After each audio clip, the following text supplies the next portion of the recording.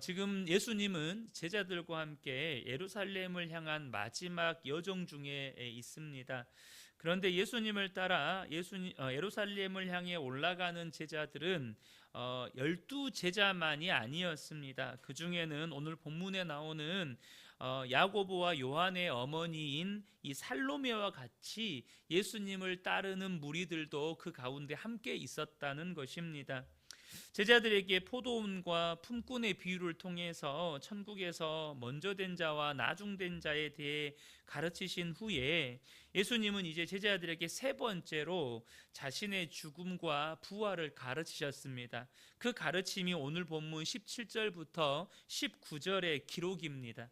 그런데 예수님께서 죽음과 부활에 관해서 가르침이 끝나자 야고보와 요한의 어머니인 살로메가 갑자기 예수님 앞으로 나와서 예수님께 절을 하면서 두 아들을 위해 구하기 시작합니다.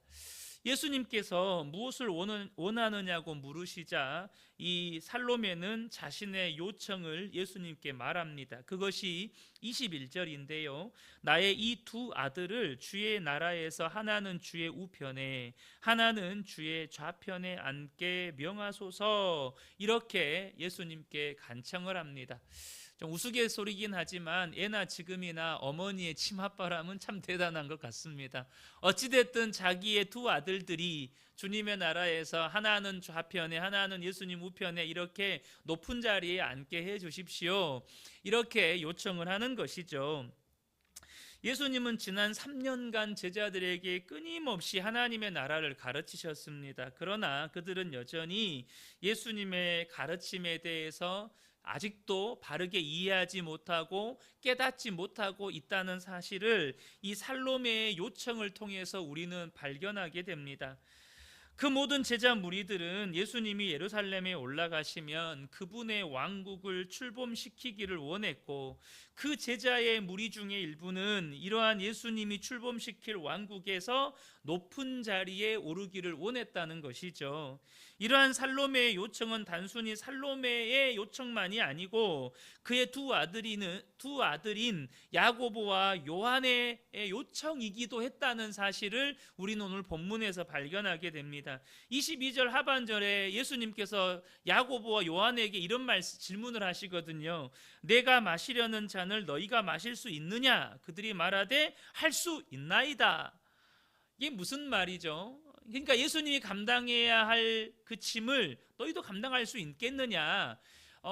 그들은 감당할 수 있다는 거예요. 그러니까 이 말에서 우리는 뭘 읽을 수 있죠? 이 야고보와 요한 마음 안에 예수님이 세우실 왕국에서 높은 자리에 차지하려면 그래도 좀 무거운 뭔가를 내가 감당할 수 있어야, 난 다른 사람들보다 다른 제자들보다 내가 뛰어남을 뭔가 입증해 보여야 그 자리에 앉을 수 있지 않겠어요? 그러니까 잔을 할 수 있습니다, 이렇게 대답을 하고 있는 거죠. 그런데 제가 이 장면에서 우리 성도님들과 먼저 살펴보기를 원하는 것은 이 살로메의 태도입니다. 이 살로메의 태도가 정말로 합당한 태도인가? 아니, 합당한 태도라는 질문보다는 정말로 진실된 태도인가? 라는 부분입니다. 물론 아들들이 주님의 나라에서 높은 지위에 오르기를 바라는 그 마음은 진실이겠죠. 내 아들들이 높은 자리에 오르길 바라는 마음은 거짓이 없을 겁니다. 그래서 지금 예수님 앞에서 절을 하면서까지 그것을 구하고 있는 것이죠. 지금 예수님을 향해서 사람이 취할 수 있는 최고의 어떤 경배의 태도, 존중의 태도를 보이고 있는 것이죠. 그러나 이러한 살로메의 경배는 자신이 원하는 무언가를 얻기 위해서 취하는 태도였습니다. 그러니까 예수님이 하나님의 아들이시고 예수님이 마땅히 경배를 받으셔야 하는 분이시기 때문에 경배를 하는 게 아니고, 이런 경배를 통해서 자기 두 아들을 정말 내가 예수님의 마음을 조금이라도 흡족하게 해드려서 자기의 두 아들을 주님의 나라의 높은 자리에 앉히고 싶은 거죠. 오늘날 교회 안에서나 우리의 삶 속에서 주님과의 관계에서 이러한 일들은 자주 일어납니다. 무슨 말입니까?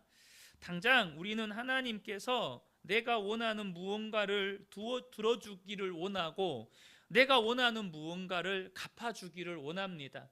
예배의 자리에서 예배를 드리면서도 우리 마음 한켠에는 주님이 내가 원하는 그 무언가를 들어주기를 원하는 마음을 가지고 있다는 거예요. 그래서 내가 이런 예배라도 드리지 않으면, 내가 이렇게 하나님 앞에 기뻐하시는 어떤 신앙의 태도를 취하지 않으면 하나님이 안 들어주실 것 같다라는 일말의 불안함도 가지고 있는 것이죠. 당장 여러분, 입시철이 되면 점집이나 절에 사람들이 몰려듭니다. 왜 그렇습니까? 자식들이 어느 대학을 지원하는 것이 좋을지 점을 치거나 조금이라도 좋은 성적을 얻게 만들려고 부적을 만들거나 혹은 불공을 들여서 자식이 좋은 대학 들어가게 하려고 사람들이 그렇게 몰려드는 것이죠. 그런데 교회도 예외는 아닙니다. 평상시에는 새벽 예배나 금요 철야 기도회에 참석하지 않던 분들이 자녀 입시철이 되면 그렇게 참여하는 성도들이 많아져. 이것이 한국 교회가 가지고 있는 실제 모습입니다.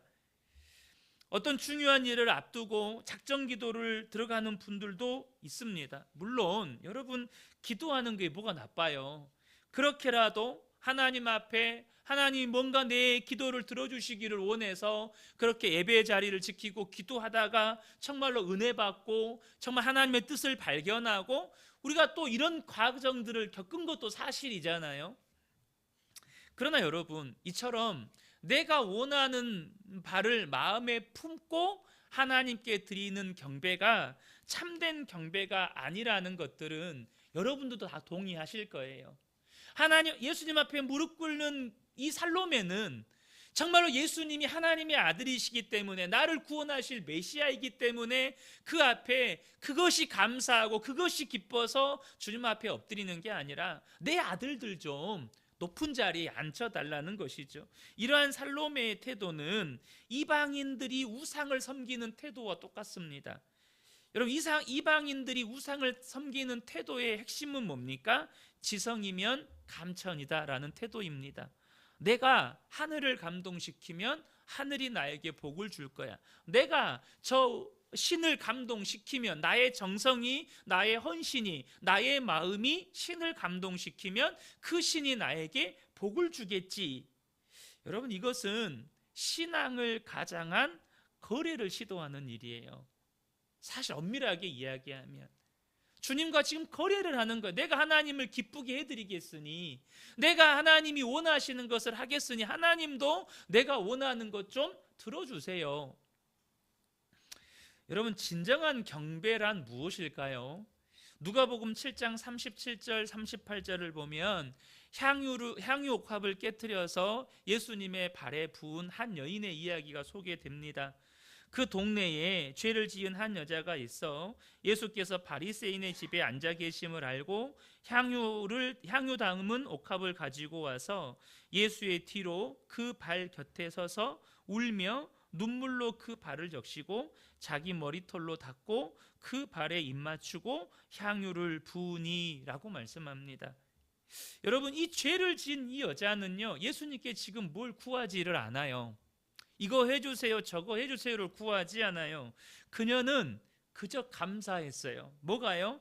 사람들은요, 자신이 죄인이라고 상대조차 해주지 않았어요. 그런데 예수님은 자신 같은 죄인도 받아주시고 만나주시는 거예요. 그것이 너무 감사해서 울면서 눈물로 그 발을 적시고 자기 머리털로 그 발을 닦고 그 발에 입 맞추고 자기에게 있는 가장 값진 향유를 부어드렸다는 거예요. 여러분, 진정한 경배는 거래가 아닙니다. 주님, 내가 이렇게 예배했으니, 내가 이렇게 기도했으니, 내가 이렇게 헌신했으니 하나님도 내 기도 좀 들어주세요. 하나님도 내가 원하는 것 좀 들어주세요. 여러분, 이게 아니라는 거예요. 진정한 경배는 내가 하나님께 무엇을 구할 자격이 없다는 걸 알아요. 그저 나 같은 죄인을 십자가로 구원하시고 하나님의 자녀 삼아주신 은혜가 너무너무 감사해서 기뻐하며 감사하며 하나님께 찬양을 드리는 거죠. 그러니까 진정한 경배는 내가 이렇게 하나님이 기뻐하시는 일을 했으니까 하나님도 나에게 복을 주시겠지가 아니라 하나님이 내게 베푸신 은혜가 너무 기쁘고 너무 감사해서 하나님, 내가 하나님을 찬양합니다. 하나님, 나의 가장 귀한 것을 내가 하나님께 드리겠습니다. 이것이 진정한 경배라는 거예요. 그래서 여러분, 진정한 경배는 내가 원하는 것이 이루어지지 않아도 하나님께 감사와 찬양을 드리는 것입니다. 내가 원하는 것이 이루어지지 않아도, 내 기도에 하나님이 응답해 주시지 않아도 하나님께 감사와 찬양을 드리는 거예요. 다니엘의 세 친구 하나냐와 미사엘과 아사랴, 이들은 느부갓네살이 금신상을 만들고 거기에 절하지 않는 자는 맹렬히 타는 풀무불에 던져 죽인다는 사실을 알고 있었습니다. 그런데 이것을 알고도 거부를 해요. 이 세 친구들이 느부갓네살 앞으로 잡혀 끌려옵니다. 느부갓네살은 이들이 인재이기 때문에 다시 한번 기회를 주고 싶었어요. 여러분, 다른 사람들은 한 번에 다 풀무불에 집어 던지는데 기회를 주는 것만도 여러분 얼마나 지금 이 하나냐와 미사엘과 아사랴가 인정받고 있다는 뜻이잖아요. 그런데도 이들은 거부합니다. 그런데 거부하면서 하나냐와 미사엘과 아사랴가 하는 말이 있습니다. 다니엘 3장 17절 18절을 보면, 왕이여, 우리가 섬기는 하나님이 계시다면 우리를 맹렬히 타는 풀무불 가운데에서 능히 건져내시겠고 왕의 손에서도 건져내시리이다. 그렇게 하지 아니하실지라도 왕이여, 우리가 왕의 신들을 섬기지도 아니하고 왕이 세우신 금 신상에게 절하지도 아니할 줄을 아옵소서. 여러분, 이 고백이 무슨 뜻입니까? 하나님이 내가 원하는 것을 들어주시지 않으실지라도 그분은 나의 하나님이시고 나는 오직 그분께만 나의 모든 경배와 찬양을 올려드릴 것입니다. 그분만이 나의 경배와 찬양을 받으실 분이십니다. 그분 외에는 그 어떤 이도 나의 경배와 찬양을 받을 수는 없습니다 라는 이 고백입니다. 사랑하는 성도 여러분, 이 고백이 저와 여러분 고백 되시기를 축복합니다. 하나님만이 나의 경배와 찬양을 받으실 분이시라는 것이죠. 다시 향유를 부은 여인에게로 돌아가서 이 죄 많은 여인의 마음에는요, 상한 심령이 있었습니다. 이 여인은 자신이 죄인인 것을 알았고, 자신이 죄인인 것을 인정했고, 자신이 죄인인 것 때문에 사람들로부터 이렇게 외면당하고 사람들로부터 거부당하고 이런 것에 대한 상한 심령이 있었습니다. 자신이 죄인이란 사실이 너무 부끄러웠어요. 자신이 은혜 받을 자격이 없다는 것도 알았습니다. 그런 자신을 만나주시고 받아주신 예수님께 가장 귀한 것을 드리고 싶었어요. 예수님은 이 여인의 경배를 받으셨습니다. 이 여인의 경배를 받으셨어요. 그래서 나중에 이 여인에게 뭐라고 이야기하죠? 내 믿음이 너를 구원하였느니라 라고 이 여인에게 주님께서 말씀해 주십니다. 다윗이 회개 중에 이런 기도를 해요. 시편 51편 17절에 하나님께서 구하시는 제사는 상한 심령이라, 하나님이여 상하고 통회하는 마음을 주께서 멸시하지 아니하시리이다. 실제로 예수님께서 바리새인과 세리의 기도를 비유로 말씀하시면서 이런 말씀을 하셨어요. 누가복음 18장 11절부터 14절입니다. 바리새인은 서서 따로 기도하여 이르되 하나님이여, 나는 다른 사람들 곧 토색, 불의, 간음을 하는 자들과 같지 아니하고 이 세리와도 같지 아니함을 감사하나이다. 나는 일해에 2번씩 금식하고 또 소득의 11조를 드리나이다 하고, 세리는 멀리 서서 감히 눈을 들어 하늘을 쳐다보지도 못하고 다만 가슴을 치며 이르되 하나님이여 불쌍히 여기소서, 나는 죄인이로소이다 하였느니라. 세리는 하나님께 자신이 뭔가를 구할 자격도 없고 하나를 쳐다볼 자격도 없다는 걸 알았어요. 자기가 죄인이라는 것을 철저하게 인정합니다. 그저 하나님 나를 불쌍히 여겨주십시오라고만 구하고 있는 거예요. 그때 예수님께서 뭐라고 말씀하시죠? 내가 너희에게 이르노니 이에 저 바리새인이 아니고 이 사람이 의롭다 하심을 받고 그의 집으로 내려갔느니라.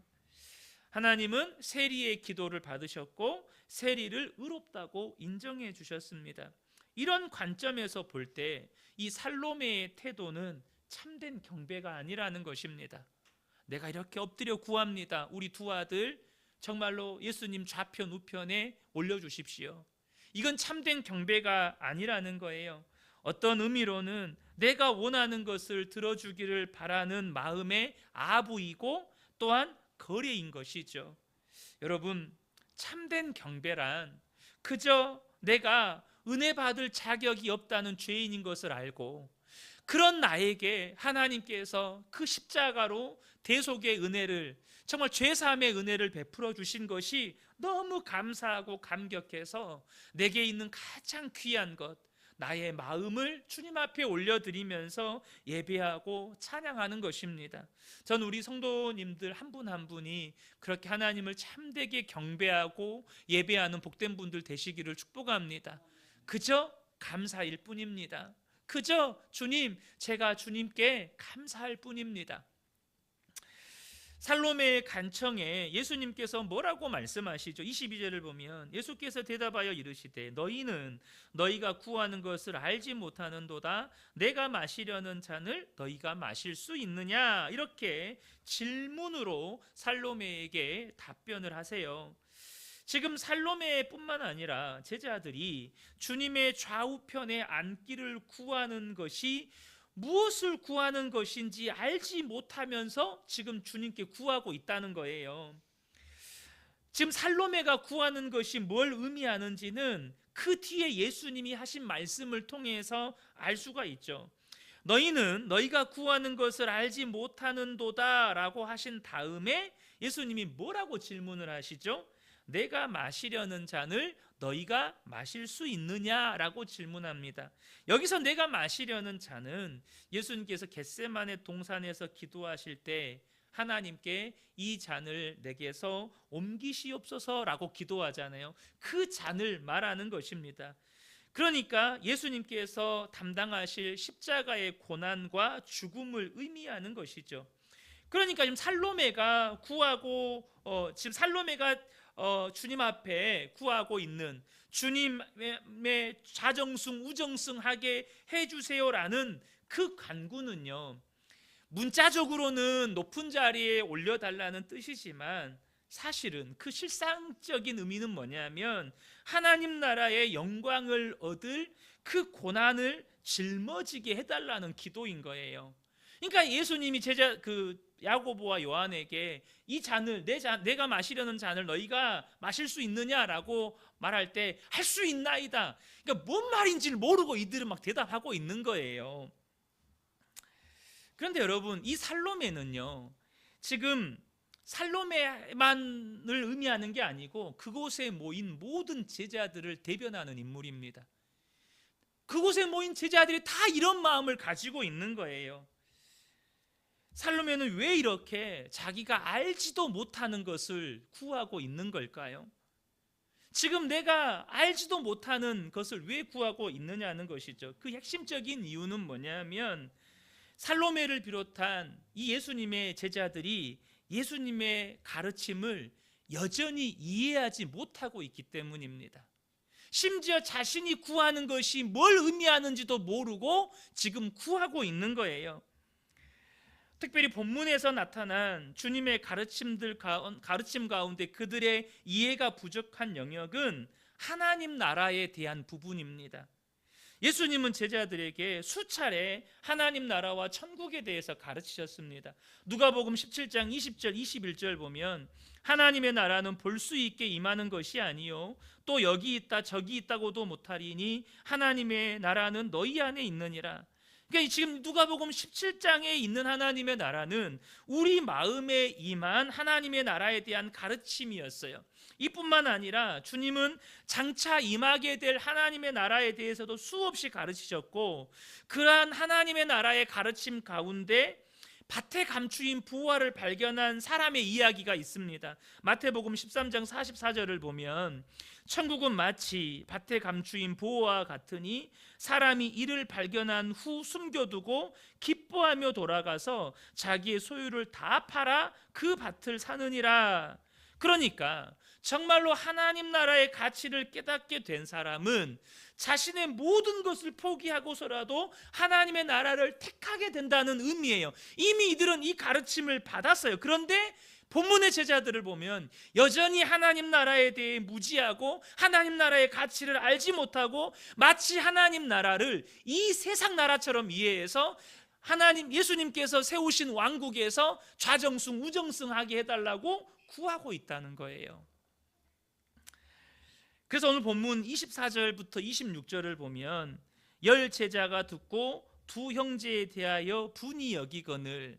여러분 한번 보세요. 만약에 10명의 제자가 이 살로메가 구하는 것이 하나님 나라에서 영광을 얻으려면 예수님이 고난 당하신 것처럼 내 자식들도 고난 당하게 해주세요 라는 의미라는 것을 알았다면 이렇게 분냈을까요? 그럼 분 안 됩니다. 분낼 일이 없어요.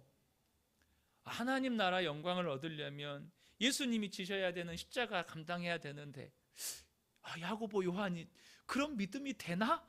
여러분 이런 생각 이런 생각 들지 않겠어요? 근데 제자들은요 막 분내고 있어요.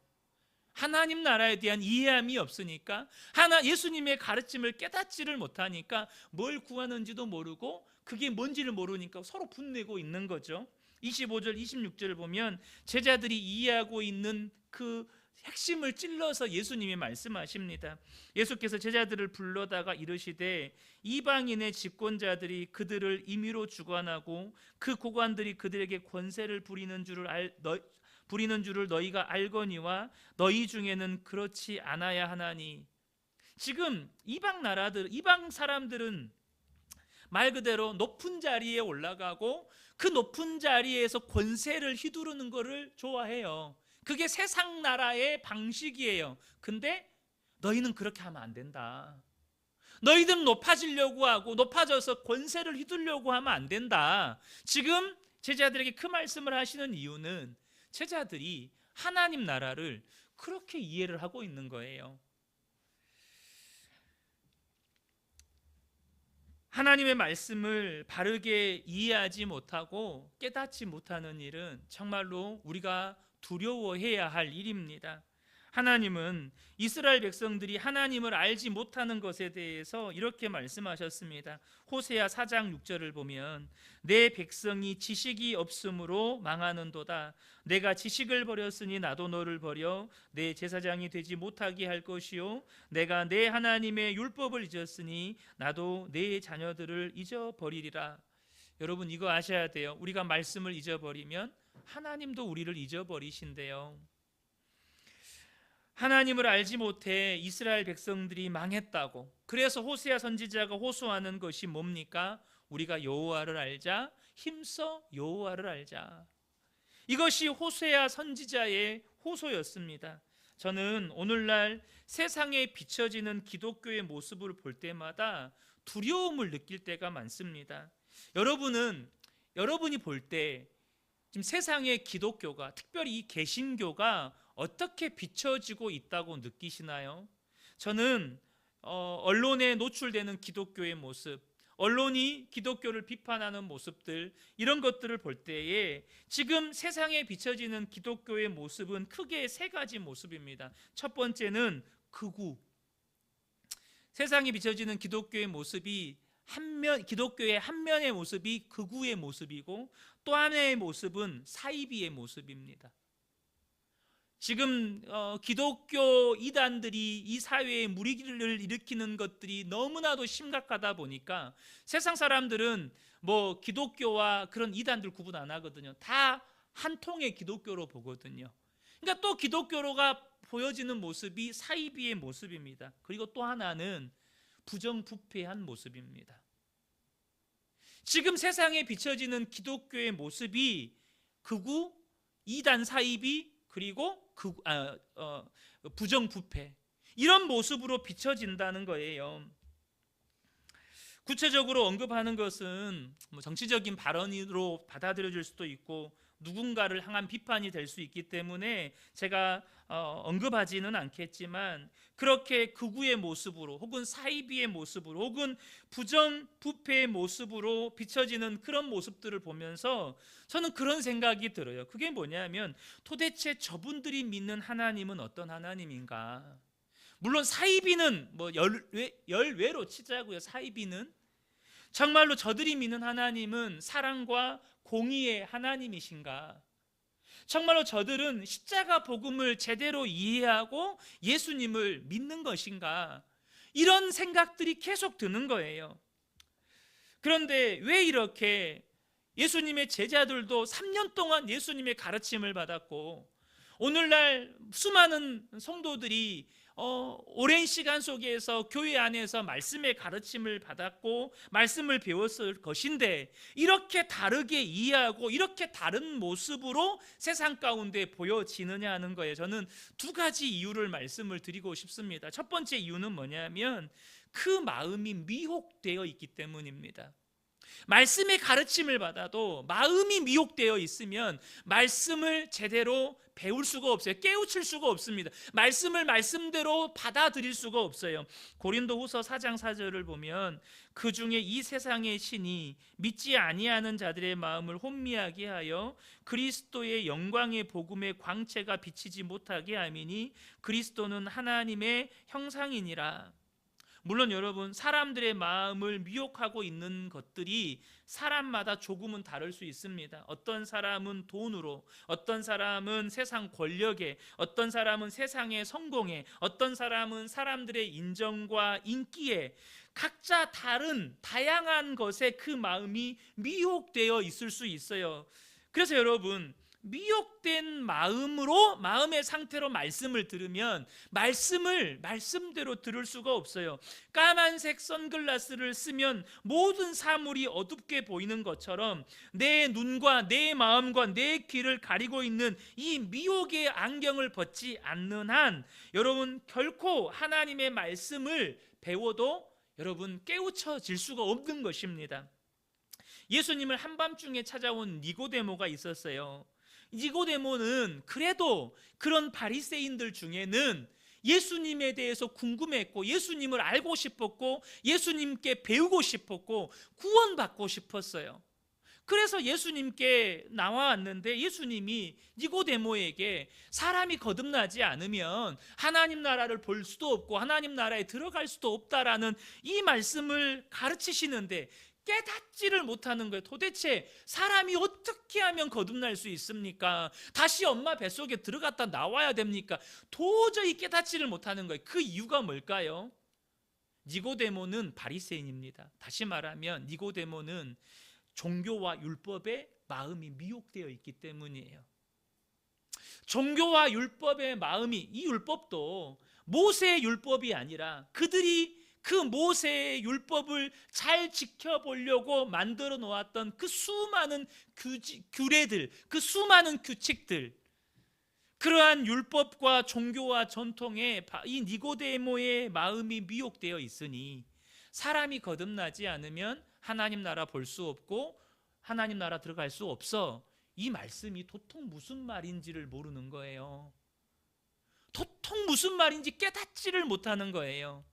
사랑하는 성도 여러분, 저는 우리 근혜교회 모든 성도님들의 마음 안에 미혹이 없게 되기를 축복합니다. 마귀는 끊임없이 우리의 마음을 미혹하려고 합니다. 사람마다 다를 수 있어요. 그러나 거기에 우리의 마음이 사로잡히고 생각이 사로잡히면 말씀이 들려도요, 말씀이 깨달아지지가 않아요. 말씀에 아멘이 되지가 않습니다. 두 번째 이유는요, 자기 부인이 안 되니까 계산이 안 되는 거예요. 무슨 말이냐? 주님의 말씀은 이해는 했어요. 무슨 말이냐면 그 말씀이 무슨 말인지는 알아요. 그 말씀에 순종해야 한다는 것도 알아요. 그런데 자기 부인이 안 되니까 계산이 안 돼요.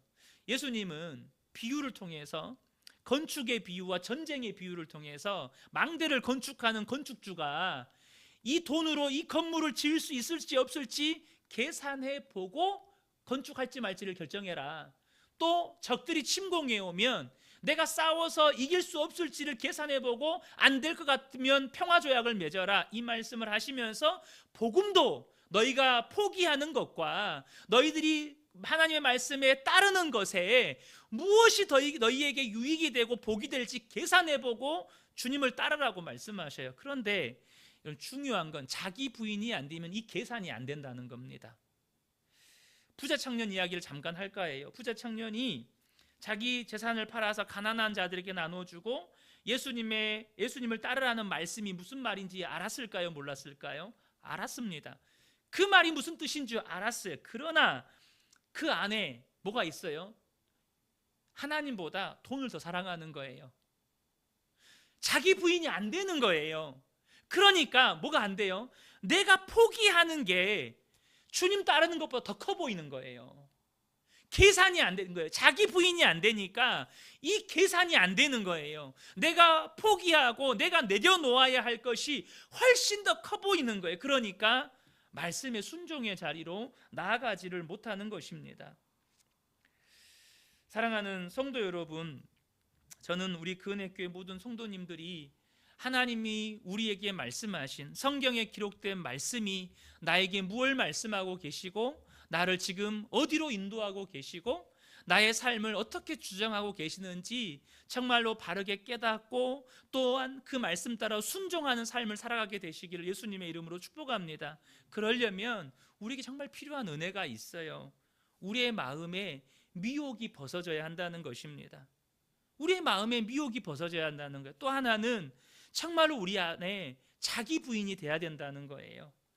정말로 십자가 복음을 통해서 나의 옛사람이 예수님과 함께 십자가에서 죽었다는 것을 분명하게 믿고 날마다 믿음으로 선포할 때 여러분, 주님의 말씀을 따르는 것이 내가 포기하는 그 어떤 것보다 귀한 일인 것, 밭에 감추인 부화를 발견한 그 농부처럼 비교할 수 없이 값진 것임을 알게 되는 거예요. 저는 이 밤에 함께 예배하는 우리 모든 성도님들이 그렇게 말씀을 깨달아 알아가게 되고 말씀에 순종하는 삶을 살게 되고 하나님의 뜻을 이루며 살게 되는 복된 분들 되시기를 예수님의 이름으로 축복합니다.